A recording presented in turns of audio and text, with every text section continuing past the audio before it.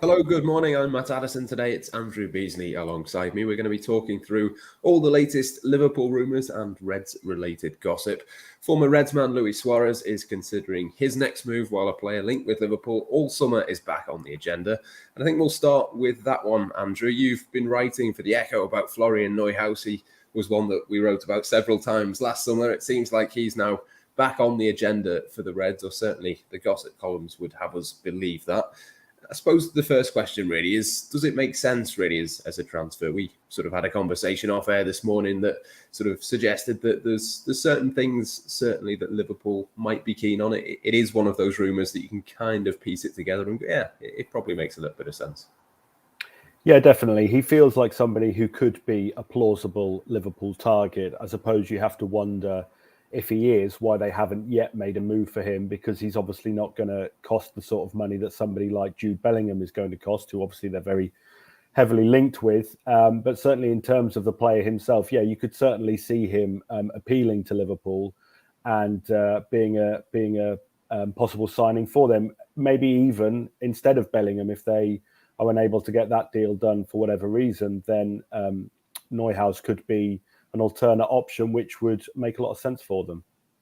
Yeah, I mean, we understand that Liverpool are not probably going to make any more moves in the market this summer. I suppose that could change potentially if, say, Oxlade-Chamberlain was to leave. It certainly could be something that they'd look at next summer. I mean, there is a possibility, I think, that they might need two next summer. Neuhaus potentially could be one of those. I think he's only 25 now, so it's not completely off the table that they might be interested in him. But I suppose the question really in terms of the midfield, and Jurgen Klopp actually has asked it himself a few times, is what is it that Liverpool are missing? Does Florian Neuhaus, do you think, give Liverpool something that they don't already have? Possibly. I'm not sure if he does or not. He's an interesting player. When you look at his numbers and things, how he's been performing has sort of changed over recent seasons. I mean, 2 seasons ago, he was one of the top guys in Germany for progressing the ball, be that passing it, being it carrying upfield, which is something Liverpool don't always have in their midfield. But then he did a lot less of that the season just gone, and was a lot more heavily involved in the sort of defensive side of the game in midfield. I haven't seen him play too often, so I can't sort of claim any insider knowledge there or anything on him. But he seems to be a player who could do a lot of things pretty well, but quite nailing down what he's best at is hard to say. I mean, Monchengladbach, who he plays for, they've finished 8th and 10th. So, I mean, they've not had brilliant seasons. They've not sort of really struggled, but they've not been great. So perhaps he's just been having to do what's sort of required for them to try and sort of keep afloat a little bit. But he certainly, I'd say he's got a lot of, he ticks a lot of boxes in a lot of areas, but quite what he would bring to Liverpool would remain to be seen. But obviously Liverpool have a history of taking somebody, like Gini Wijnaldum, who was a different kind of player for Newcastle than he was at Liverpool. They could be looking to do something similar with Neuhaus. Yeah, I suppose that is kind of an appeal in itself, isn't it? We kind of look at, say, the holding midfield position, and I think Jordan Henderson can do that job perfectly adequately, but then maybe you want him to possibly play as a number 8 more often than not. That's certainly where he's sort of considered to be better. I suppose that kind of option to play a little bit higher, a little bit deeper, possibly box to box, to do all of those jobs is probably not a bad thing for Liverpool to be looking at. And I suppose it's, again, not, as you mentioned before, the Jude Bellingham links. It's not that hard to see Liverpool looking for a player like that. No, absolutely. And it sort of comes up quite a lot when we talk about midfield links. But the fact is they don't really have any peak age midfielders. They've got some good young midfielders. They've got some veterans. They don't have really anyone in that Neuhaus range of sort of 25, maybe 26 if he signs next summer. And obviously that's the sort of age range that Liverpool do normally buy, but they haven't really done that in the midfield for quite some time. So they sort of have a gap for that kind of age range, that kind of, as we say, player who can possibly do a number of different roles or is capable of it, so they can sort of mould him to their requirements, if you like.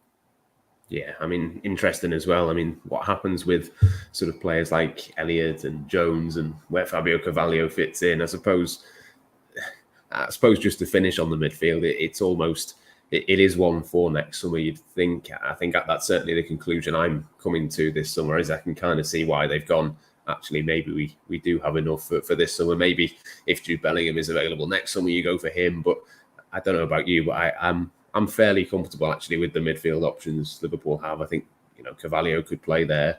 Elliott, I'm expecting big things. Curtis Jones can kick on, and even someone like James Milner, you'd expect, will still have a pretty big role to play. What are your thoughts on sort of the midfield as it stands now, whether it's Neuhaus or whoever else that someone might want to be signed? Are you fairly happy with the options, or would you like one more? Well, it's always good to have one more, isn't it? But no, in reality, I think I'm pretty happy with it. I'm sure Klopp is. I mean, he says he is. That's his view, or at least what he'll let on in public. As you say, that there's a lot of good options. I think at this point, none of us really know how much Carvalho is going to play. I think he could play actually quite a lot. And if he does, if he takes one of the 3 midfield spots fairly regularly, then obviously he's covering a big sort of chunk of the minutes. You'd have to think Elliott will play a lot more because, barring an injury again or whatever, but he was in the team at the start of last season and justifiably so. So you would think he'll play more. If Carvalho plays more, then all of a sudden the sort of older guys, they'll still form the bedrock of the midfield, I'm sure, but they won't be playing every single game. And that'll give them a better chance of playing more of the big games because they'll stay fitter for longer and all these sorts of things. So I think they've got enough players. I mean, as always, who knows what will happen? As you mentioned, Oxlade-Chamberlain could still leave and things like that. But I think it's going to be exciting to see what the likes of Elliott and Carvalho are going to offer this season. And you mentioned Jones. I mean, he's sort of almost becoming forgotten, and he's still a young player as well, so he can kick on. So I think it's going to be interesting to see what happens. But I think they've got enough options as things stand. Yeah.